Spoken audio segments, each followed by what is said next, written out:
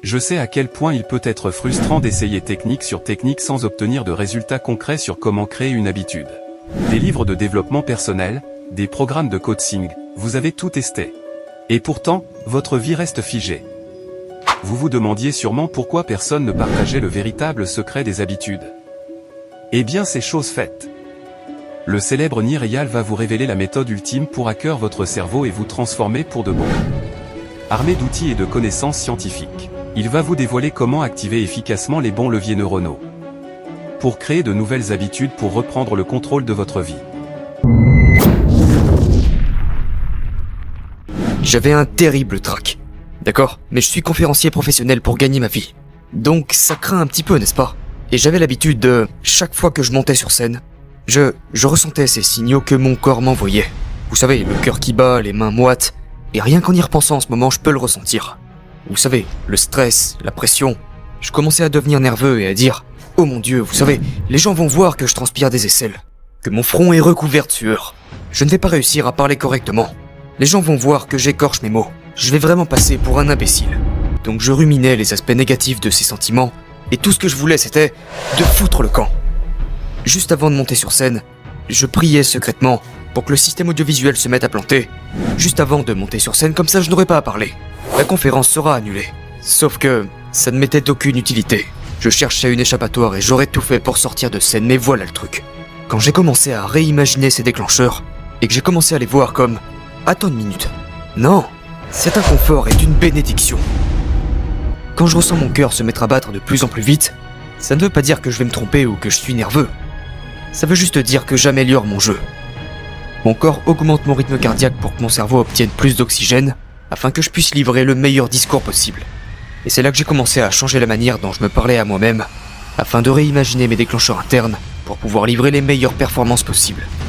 Lorsque je m'assois pour écrire, ok, écrire est vraiment très difficile. Vous savez ça, écrire est un travail vraiment difficile, n'est-ce pas? Et je déteste quand les gens disent « Oh, faites juste de l'écriture une habitude. Vous devez juste en faire une habitude. » C'est ridicule. Je n'ai jamais transformé l'écriture en une habitude. Pourtant j'ai déjà écrit des milliers d'articles à ce jour, 2 best-sellers, mais pour moi écrire n'est jamais devenu une habitude. Parce que ce n'est pas quelque chose qu'on peut faire sans être vraiment conscient dans le moment. C'est difficile du début à la fin. Mais voilà le truc, certaines choses sont censées être difficiles. Aujourd'hui tout le monde pense que avoir une habitude signifie qu'on peut faire quelque chose sans ne plus ressentir le moindre niveau de résistance. Mais ce n'est pas ça une habitude. Quand les gens disent « Oh, je veux développer l'habitude de faire du sport ou d'écrire tous les jours », sauf que ce qu'ils disent vraiment c'est « Comment puis-je faire cette chose difficile sans même ressentir la difficulté et faire en sorte que ce ne soit pas désagréable ?» Eh bien, c'est une attente irréaliste, car voici ce qui se passe. Les gens s'engagent sur cette voie de former entre guillemets une habitude, et puis ils entendent ces gourous dire qu'après 60 jours ou après 90 jours, c'est censé devenir une habitude. Et donc ensuite, qu'est-ce qui se passe? Eh bien ça ne marche pas. Une habitude ne vous demandera jamais 0 effort. Parce que la pratique délibérée, vous savez, la règle des 10 000 heures, tous ces concepts pour vraiment s'améliorer dans quelque chose, requièrent une profonde concentration, un engagement inébranlable. Vous devez être pleinement présent. Et c'est l'antithèse d'une habitude. C'est le contraire d'une habitude. C'est la pratique délibérée. Donc quand nous avons ces attentes du genre « Oh, je veux en faire une habitude », et puis 60 jours plus tard vous êtes là genre « Attends une minute, comment se fait-il que j'ai toujours du mal à faire du sport tous les jours? Comment se fait-il que je ne puisse toujours pas écrire sans effort ?» Et puis vous savez quoi?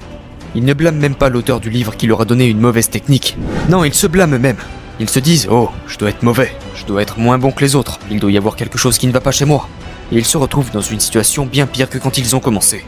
Donc, ce que nous devons commencer à faire, c'est de ne pas nous attendre à ce que ces différents comportements que nous souhaitons transformer en habitudes deviennent finalement faciles à exécuter, que nous devons être à l'aise avec l'inconfort. Redéfinir nos déclencheurs internes est une étape très importante. Maintenant, il y a différentes façons de faire cela. Et j'en ai parlé dans le livre, mais il s'agit en fait de réimaginer ces déclencheurs internes, de sorte que lorsque vous ressentez de l'ennui, quand vous êtes à votre bureau, ou en train de travailler, vous savez comment y remédier. Très souvent, quand je m'assois pour écrire, j'ai l'impression de vouloir tout faire, mais en fait non. J'ai juste envie de partir. Et donc, juste avant de commencer à écrire, je me dis « Oh, faut juste que je fasse ça rapidement avant de commencer. Il faut que je fasse cette recherche sur Google rapidement. » Qui se transforme en 3 heures après lesquelles vous n'avez encore rien fait. Exactement. Et le plus souvent, nous n'avions même pas vraiment besoin de faire ça. Nous aurions pu simplement commencer à écrire. Mais donc pourquoi faisons-nous ça? Nous le faisons parce que nous cherchons à nous échapper.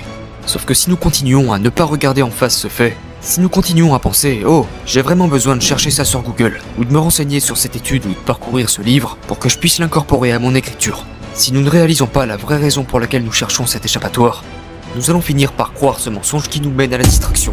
Donc il s'agit vraiment de comprendre genre « Ok, attends une minute, c'est dur. Écrire est difficile. Pourquoi c'est difficile ? Vous voulez savoir pourquoi c'est difficile ? Parce que vous traversez un nouveau territoire. D'accord ? Lorsque vous travaillez sur quelque chose qui n'a jamais été fait auparavant, lorsque vous avancez vers quelque chose sans trop savoir ce que c'est un travail difficile, n'est-ce pas ? C'est un territoire inconnu, et un territoire inconnu requiert plus d'efforts pour pouvoir passer au travers. Un chemin qui a déjà été pavé est très facile à traverser. Mais lorsque vous empruntez un nouveau chemin, vous devez le débroussailler. Et c'est ce débroussaillage qui nous impacte émotionnellement, sous la forme d'ennui, d'incertitude, de fatigue, et c'est ce qu'il faut. Donc ce qu'il faut faire, c'est le ressentir et l'accepter. Et pour ça, il y a quelques techniques à connaître. Par exemple, une des techniques dont je parle dans le livre est la règle des 10 minutes. Dans la règle des 10 minutes, il est dit que vous pouvez céder à n'importe quelle distraction. Pas maintenant, d'accord ? Et cela s'applique tout aussi bien avec ce morceau de gâteau au chocolat.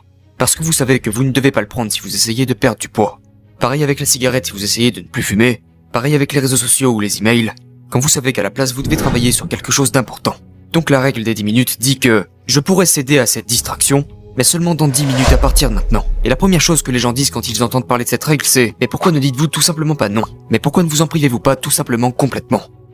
Pourquoi avez-vous besoin de cette règle idiote ? Vous savez, à la place de simplement s'abstenir. » Malheureusement, ce que nous savons de la recherche littéraire, c'est que l'abstinence se retourne souvent contre vous lorsque vous vous dites « Non, ne fais tout simplement pas ça. » Puis on se prend la tête. Exactement. Pourquoi on se prend la tête ?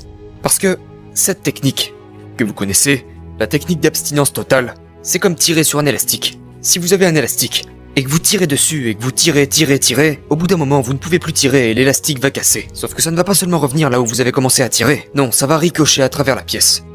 Cette tension qui s'accumule devient elle-même un déclencheur interne et ironiquement, quand nous y cédons, nous renforçons le comportement précis que nous essayons d'éviter. Laissez-moi vous donner un exemple. Quand quelqu'un se répète à longueur de journée « ne fume pas », généralement il finit par prendre cette cigarette. Et ce sentiment genre de soulagement, le soulagement de cette tension liée au fait de se dire non, est en fait ce qui fait du bien. Quand ils enquêtent sur les fumeurs et qu'ils leur demandent « Aimez-vous vraiment la sensation de fumer ?» Eh bien il s'avère que l'écrasante majorité des fumeurs n'aiment pas le goût de la cigarette, ni même la sensation de fumer.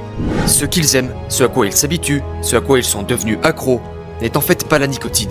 En fait, c'est le soulagement de ne pas avoir à se dire de ne pas faire quelque chose qu'ils veulent faire. Et aussi fou que cela puisse paraître, je veux dire que ça m'a vraiment époustouflé quand je suis tombé sur cette étude. Et c'est assez étendu à ce stade. Ce n'est pas seulement la nicotine. Il s'agit vraiment de ce soulagement de ne pas faire quelque chose, en y cédant éventuellement. Donc ça c'est la règle des 10 minutes.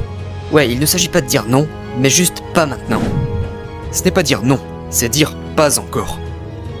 Les émotions sont comme des vagues. Nous pensons, ok, quand je suis en colère, je ressentirai toujours cette colère. Quand je m'ennuie, je ressentirai toujours cet ennui. Sauf que ce n'est jamais le cas. Les émotions sont comme des vagues. Donc si nous pouvons surfer sur cette sensation, comme un surfeur sur sa planche de surf, ce que nous remarquerons, c'est que la vague va monter puis s'affaisser.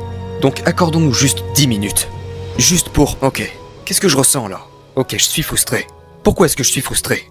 Eh bien parce que je m'apprête à faire quelque chose de difficile. C'est quelque chose de nouveau que je n'ai pas forcément déjà fait auparavant. Et je commence alors à changer mon dialogue interne jusqu'à ce que je me sente prêt à revenir sur cette tâche à accomplir. Et vous verrez que 99% du temps, au cours de ces 10 minutes, cette sensation va passer. Et lorsque la minuterie sonnera, vous serez là genre « Oh, je suis de retour sur cette tâche et je ne me souviens même pas de ce qui aurait pu me distraire. » Et c'est là tout l'intérêt de cette règle des 10 minutes. Pour non pas nous dire non mais plutôt pas encore.